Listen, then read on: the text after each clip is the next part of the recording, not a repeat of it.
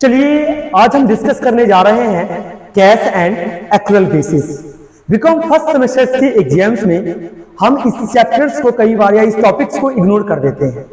होता क्या है, हम इसके बारे में डेप्थ एनालिसिस नहीं करते हैं, बट इससे रेगुलर 5 मार्क्स का क्वेश्चन आ रहा है। चैप्टर्स का जो टॉपिक है कैश एंड एक्रुअल बेसिस, यानी आपको बताना है जो प्रॉफिट अंडर कैश या एक्रुअल बेसिस में कितनी हो रही है। इससे रिलेटेड हम कुछ सालों के क्वेश्चन सॉल्व करेंगे, लाइक 18, 19 और 20 में जो क्वेश्चन आ चुका है। सबसे पहले मैं डिस्कस करना चाहता हूं 2018 में जो क्वेश्चन आया है, और इस क्वेश्चन की जो पीडीएफ है आपको हमारे टेलीग्राम चैनल से मिल जाएगा। YouTube के डिस्क्रिप्शन में इसकी लिंक प्रोवाइड कर दिए जाएंगे, आप लिंक पे क्लिक करिएगा और हमारे टेलीग्राम चैनल ज्वाइन करिएगा। वहां पर हम सारे क्वेश्चंस की जो पीडीएफ है या क्वेश्चंस को डाले हुए हैं, कोई दिक्कत आपको होने वाला नहीं है। या आपके पास में अगर स्टडी मटेरियल्स है या आपके पास में किसी का भी ईयर वाइज क्वेश्चंस है तो आप वहां से देख सकते हैं इस क्वेश्चंस को। ठीक है, चलिए इसको सॉल्व करते हैं। बोल रहा है Shri Sarkar has maintain his account under accrual basis. Shri Sarkar जो है अपनी अकाउंट को एक्रुअल बेसिस के द्वारा मेंटेन कर रहा है। The profit for the year 17 and 18, 17-18 में जो प्रॉफिट हुआ है यह है 88,500। After considering the following information you are required to determine his profit for the same period under cash basis. आपको सुनिश्चित यह करना है, बताना है कि कैश बेसिस के अनुसार प्रॉफिट कितनी होनी चाहिए। Office expenses outstanding for the year 16-17 में 12,500 रुपया है। Rent paid 17 and 18 for the year 18-19 13,200 है। Interest earn on investment for the year 17-18 but not yet receive, अभी तक रिसीव नहीं किया है 5,100। पहले आप समझिए कैश बेसिस क्या है। जो ट्रांजेक्शंस आप कैश में कर रहे हो और उसको रिकॉर्ड कर रहे हो, इसे हम कैश बेसिस बोलते हैं। एक्रुअल बेसिस क्या है, हमारी ट्रांजेक्शंस अभी तक कैश में हुआ नहीं है बट होने वाला है इन फ्यूचर, बट उस ट्रांजेक्शन की रिकॉर्डिंग हम अभी कर रहे हैं। क्लियर के लिए है, लाइक मान लीजिए किसी को ड्यू की पेमेंट करना है मुझे फ्यूचर में, बस उसकी रिकॉर्डिंग अभी हो रही है, इसे हम एक्रुअल बेसिस बोलते हैं। क्या बोलते हैं? Accrual basis. चलिए सॉल्व करते हैं। लिखेंगे statement showing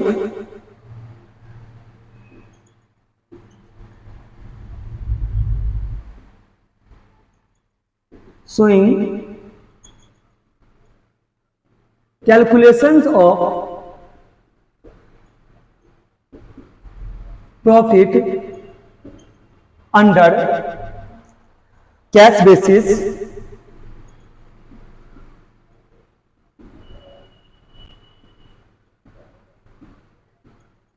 for the year 17 and 18, for the year 17 and 18, for the year 17 and 18.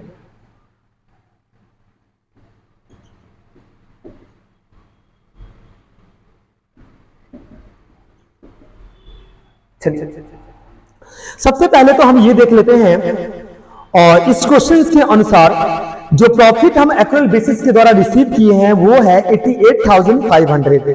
लिखते हैं profit for the year for the year 17 and 18 under accrual basis। जो प्रॉफिट हम एक्रुअल बेसिस के द्वारा रिसीव किए हैं ये है 88,500। क्लियर है? इसे माइनस कर देंगे हम। पहला आइटम आपका दिया है office expenses outstanding for the year 2016 and 17 rupees 12,500। Sir आप इसको माइनस क्यों करिएगा, ये मैं इसकी 2 रीजन आपको देना चाहता हूं। ये आउटस्टैंडिंग का मतलब क्या होता है? Expenses due but not paid. Clear के लिए है? ये जो खर्चा था ये खर्चा 16 और 17 का था, तो 16-17 में लायबिलिटी भी बढ़ गया था, साथ ही साथ एक्सपेंसेस भी बढ़ गया था। तो इसकी एंट्री जो मैंने पास किया था ये था office expenses account debit to outstanding office expenses account. यानी 16-17 खर्चा को हमने बढ़ा दिया था, साथ ही साथ लायबिलिटी को भी बढ़ा दिया था। तो 16 खर्चा कब का, 16 17, लेकिन हम पे कब कर रहे हैं, 17 और 18। तो यानी कि ऐड हम क्या किए थे, ऐड हम किए थे 16 और 17 में, तो 17 18 में क्या कर देंगे हम, इसको माइनस कर देंगे। ये हम ऑलरेडी क्या कर चुके हैं, पे कर चुके हैं। तो लिखिएगा less office expenses, office expenses for 16 and 17 paid in the year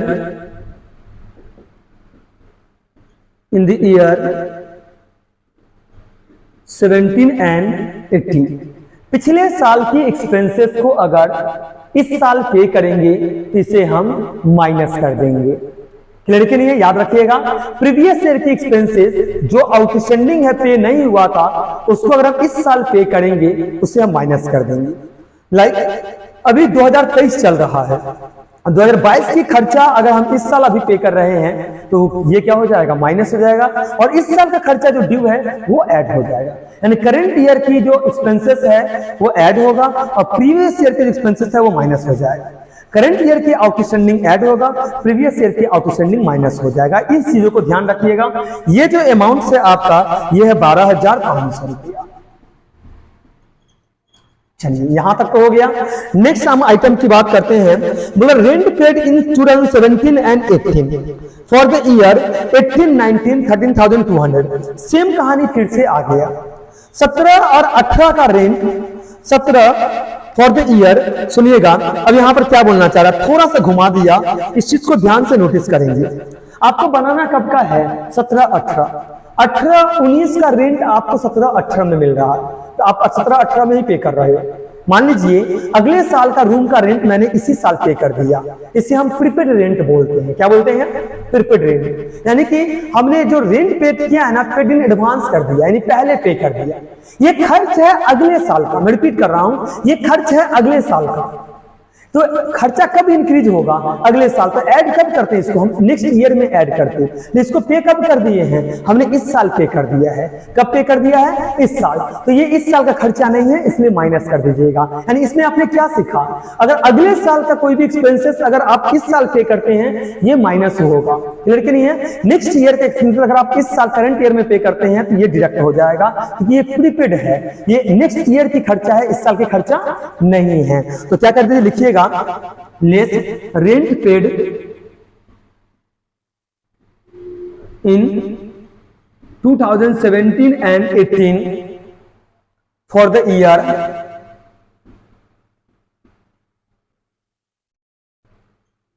18 and 19। ये आपका हो जाएगा 13,200। ठीक है। नेक्स्ट एक और आइटम माइनस होगा, चलिए देखते हैं। Interest earn on investments for the year 17-18 but not yet received rupees 5,100। यानी ये एक्रूड इंटरेस्ट ऑन इन्वेस्टमेंट्स है 17-18 का, बट आपके द्वारा अभी तक इसको रिसीव नहीं किया गया है, अभी तक आपके द्वारा रिसीव नहीं किया गया है। सर एक्चुअल में बताइए, जो आपने इसको ऐड क्यों नहीं किया? हमको प्रॉफिट अंडर कैश बेसिस निकालना है। तो कैश बेसिस का मतलब क्या होता है, ये वॉलेट है, तो कैश जो है ना, ये कैश हमारे पास में आना चाहिए, ये कैश हमारे पास में आना चाहिए, यानी वो रिकॉर्ड होगा। क्योंकि ये जो कन्वर्सन है कैश में अभी तक हुआ नहीं है। इंटरेस्ट अर्न ऑन इन्वेस्टमेंट्स, मैंने इन्वेस्टमेंट्स किया था जिसके ऊपर मुझे इंटरेस्ट मिलने वाला है, बट नॉट येट रिसीव्ड, यानी अभी तक रिसीव ही नहीं हुआ है, यानी कि कैश हमें अभी तक मिला नहीं है। एक्रूअल बेसिस का रिकॉर्ड तो करना है नहीं, आपको रिकॉर्डिंग करना है कैश बेसिस में। वो तभी पॉसिबल हो जाएगा जब आपको कैश मिल जाएगा। कैश मिला है क्या, नहीं मिला है तो इनकम के रूप में यानी प्रॉफिट के रूप में कंसीडर नहीं करना है, तो माइनस कर देते हैं। लिखिएगा एक्रूड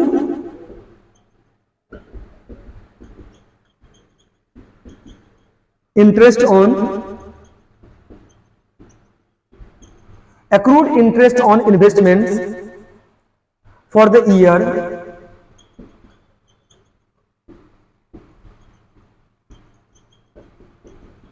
17 and 18। ये हो गया आपका 5,100। टोटल देख लेते हैं कितना आ रहा है,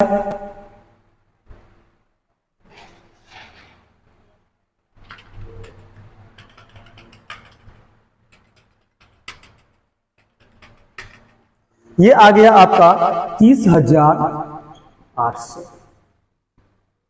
चलिए इसको माइनस कर देते हैं। 88,500 माइनस 30,800, ये आपका आ जाएगा 57,700। 57,700 लिख लीजिए। Profit under cash basis for the year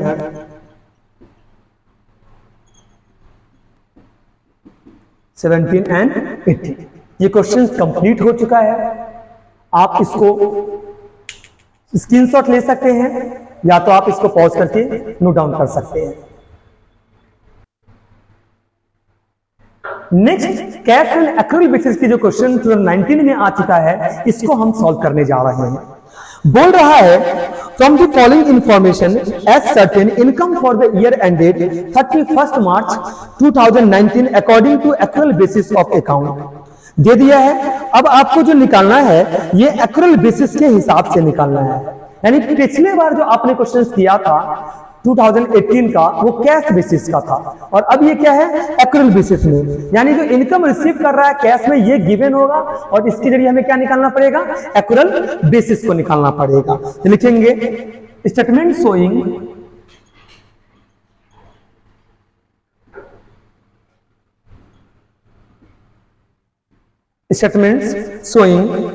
calculations of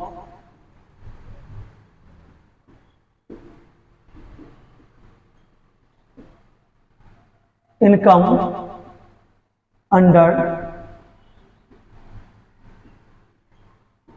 accrual basis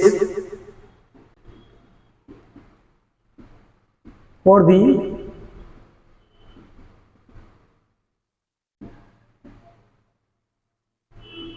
year 18 and 19।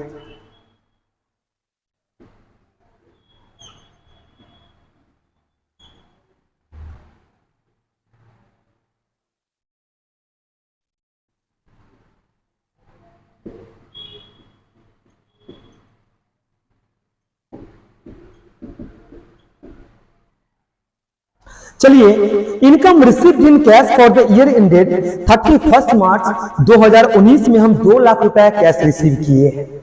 लिखेंगे income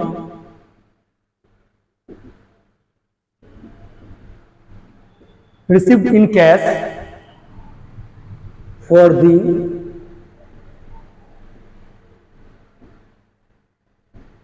year ended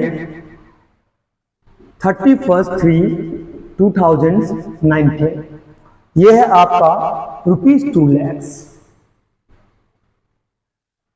next item है accrued income as on 31 March 2019। ये 35,000 है। Accrued income as on 31 March 2019 35,000 है। इसको हम ऐड करेंगे। इसका मतलब क्या होता है, income due but not received.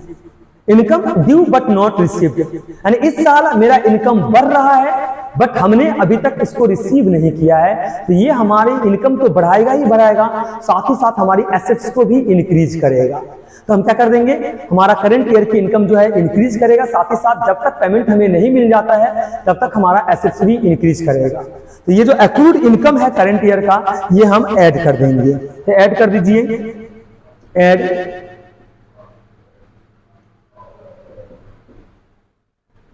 accrued income as on 31/3/2019। ये आपका हो जाएगा 35,000। नेक्स्ट आइटम है income received in advance during the year ended 31 March 2019। यानी कि इस साल हम अगले साल की इनकम रिसीव कर रहे हैं, तो क्या वो इस साल की इनकम है, इस साल की इनकम नहीं है, तो हम क्या कर देंगे इसको माइनस, क्योंकि इस साल का इनकम रिड्यूस हो जाएगा। तो इस साल का इनकम नहीं है, वो नेक्स्ट ईयर का इनकम है, हमें ऐड कर रखा है, क्या कर देंगे माइनस कर देंगे। Less income received in advance, ये नेक्स्ट ईयर की इनकम है जो हम एडवांस में रिसीव कर रहे हैं ऑन 31/3/2019। ये अमाउंट है आपका 20,000। नेक्स्ट आइटम की बात करते हैं, outstanding expenses as on 31 March 2019, ये है 40,000। इसका मतलब होता है आउटस्टैंडिंग एक्सपेंसेस का मतलब होता है expenses due but not paid. खर्चा तो बढ़ गया है बट मैंने अभी तक पे नहीं किया है, तो नेक्स्ट 2 to 4 मंथ या तो 6 मंथ के अंदर क्या हो जाएगा, ये पेमेंट हो जाएगा। तो एक्रूअल बेसिस है, तो मेरा खर्चा क्या हो रहा है, मेरा खर्चा 40,000 से बढ़ रहा है, मेरा खर्चा 40,000 से क्या हो रहा है, बढ़ रहा है। क्लियर है ना। आउटस्टैंडिंग एक्सपेंसेस एज ऑन 31/3/2019, ये है आपका 40,000। तो क्या कर दीजिएगा आप, इसको माइनस कर दीजिएगा, लेस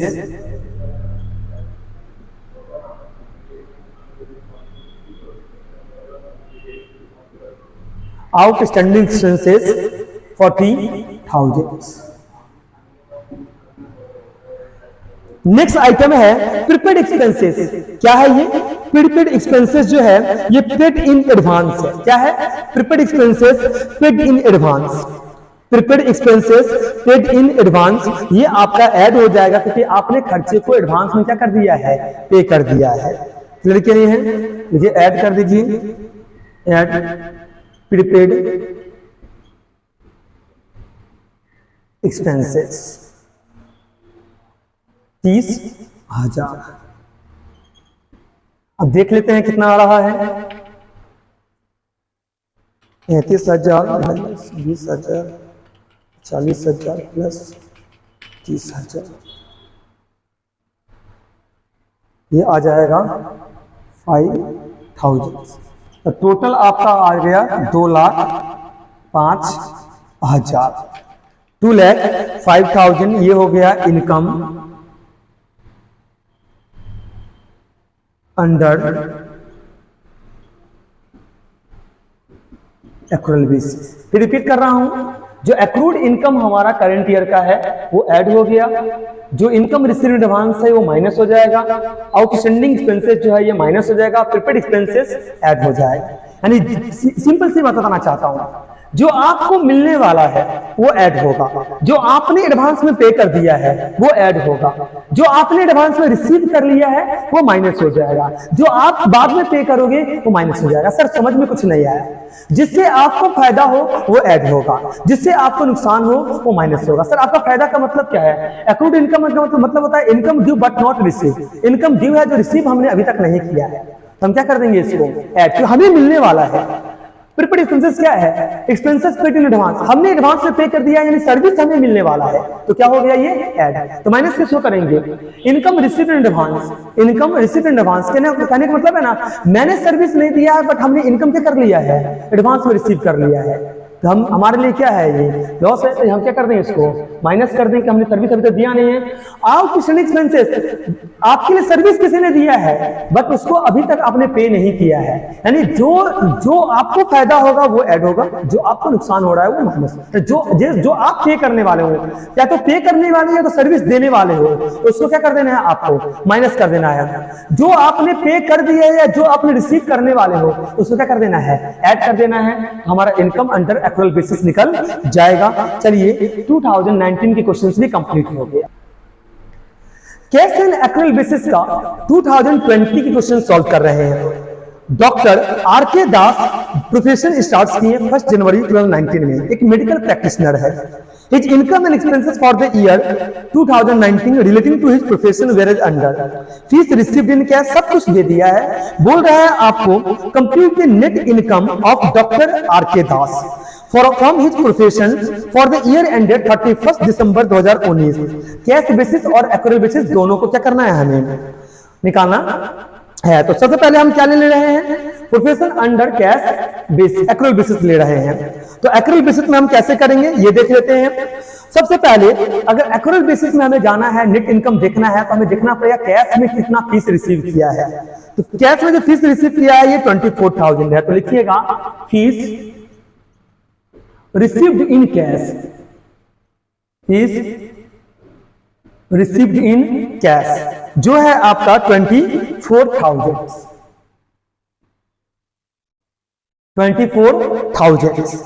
ऐड कर देंगे हम। देखिए नेक्स्ट आइटम क्या है, क्योंकि हम बात कर रहे हैं एक्रूअल बेसिस की इनकम की। किसकी बात कर रहे हैं? एक्रूअल, जो जिसकी पेमेंट अभी तक हुई नहीं है, तो पेमेंट रिसीव नहीं हुआ है या तो हमने पे नहीं किया है। तो इसमें एक आइटम है fees accrued but not received. इसका मतलब क्या समझ रहे हो ना, यानी फीस ड्यू है जो हमें मिला नहीं है, लेकिन मेरा इनकम क्या हो रहा है, बढ़ रहा है, तो इसको ऐड कर देंगे। Add fees accrued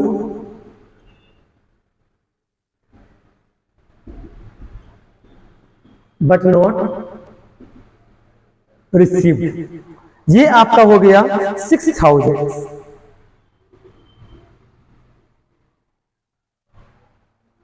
next item आते हैं, फिर बोल रहा है rent paid for the chamber. Chamber के लिए आप कर रहे हो, रेंट पेड कर रहे हो, लेकिन साथ ही साथ आउटस्टैंडिंग रेंट भी है, यानी कि आपको टोटल आपके द्वारा जो रेंट पे किया गया 6,000 है और 2,000 की रेंट ड्यू है। टोटल कितना पे करना है? 8,000। तो आपकी जो खर्चा है वो कितना से बढ़ेगा? 8,000 से, और 2,000 से आपकी लायबिलिटी बढ़ जाएगा, तो ये भी ले लेंगे। नेक्स्ट लिखिएगा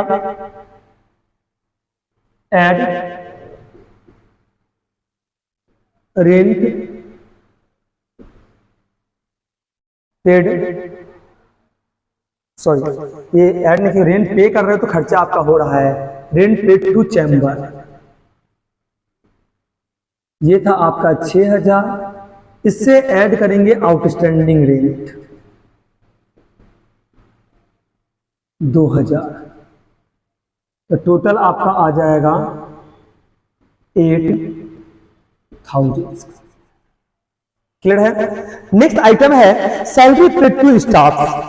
स्टाफ को आपने सैलरी पे किया है 6,000, और एक स्टाफ को आपने salary paid in advance to staff 1,000 का एडवांस में पे कर चुके हो, लेकिन एक्चुअल खर्चा आपका कितना हुआ है? 5,000 का, क्योंकि 1,000 रुपया एडवांस में आपके द्वारा पे किया गया है, तो प्रीपेड सैलरी है, तो उसको आप माइनस कर दीजिएगा। तो लिखिए लेस सैलरी पेड, ये है आपका 6,000 लेस एडवांस, इससे कर देंगे 6,000 से एडवांस माइनस करेंगे, ये आ जाएगा 1,000, तो माइनस हो जाएगा 5,000। कितना हो जाएगा? 5,000। नेक्स्ट जो खर्च आप पे कर रहे हो यह है मिसलेनियस एक्सपेंसेस, ये इनकम को रिड्यूस कर देगा। मिसलेनियस एक्सपेंसेस जो आप पे कर रहे हो यह है 200। देख लेते हैं हमारा नेट इनकम कितना निकल रहा है। Income under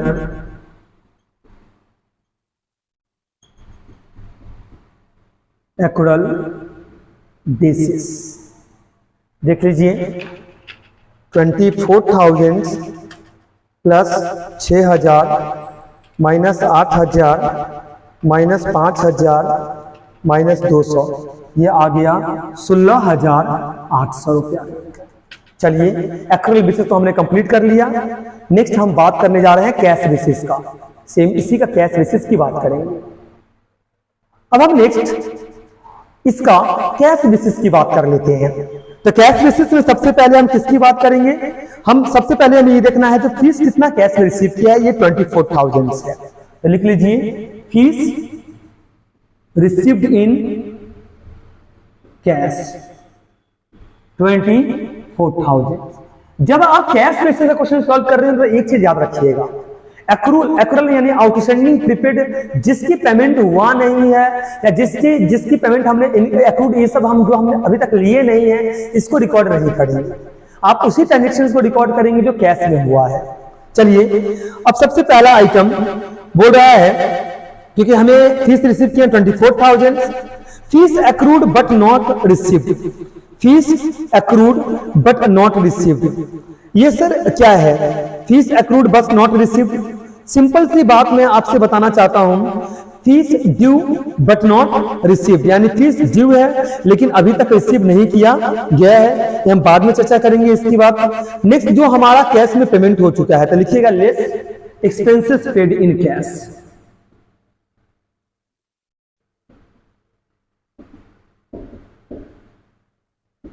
expenses paid in cash, जो एक्सपेंसेस हमने कैश में पे किया है, ये पहला जो खर्चा है ये रेंट पेड है, लिखेंगे रेंट। रेंट आपने कैश में पहले कितना पे किया, 2000 तो आउटस्टैंडिंग है, जो आपका ड्यू है पे होने वाला है, तो ये है आपका 6000। नेक्स्ट आता है सैलरी। सैलरी कैश में आपने कितना पे किया है, सैलरी पे किया है आपने कैश में 6000। नेक्स्ट आइटम आता है मिसलेनियस, यानी जो जो कैश में पे कर चुके हो उतना से इनकम आपका क्या हो जाएगा, कम हो जाएगा। ये आ गया 12200, तो 24,000 से माइनस कर दीजिएगा 12200, आपका बैलेंस आ जाएगा 11800। तो जो एक्रूड था, एक्रूड का मतलब दी तो है बट हमने कैश में रिसीव नहीं किया है, इसलिए हमने उसको ऐड नहीं किया। अगर हम रिसीव कर लेते तो हम ऐड कर देते, बट हम रिसीव किया नहीं है, तो ध्यान दीजिएगा जो कैश में हमने पेमेंट किया उसको माइनस कर देंगे, जो कैश रिसीव करेंगे उसको ऐड कर देंगे। तो ये आपका निकल गया net income under cash basis. Net income under cash basis. चलिए होप सो आपकी सारी दिक्कतें खत्म हो गई होगी इस चैप्टर का। अब बस इतना दिख के जाइए, आप आसानी से कैश बेसिस और एक्रूअल बेसिस की सम को सॉल्व कर पाएंगे।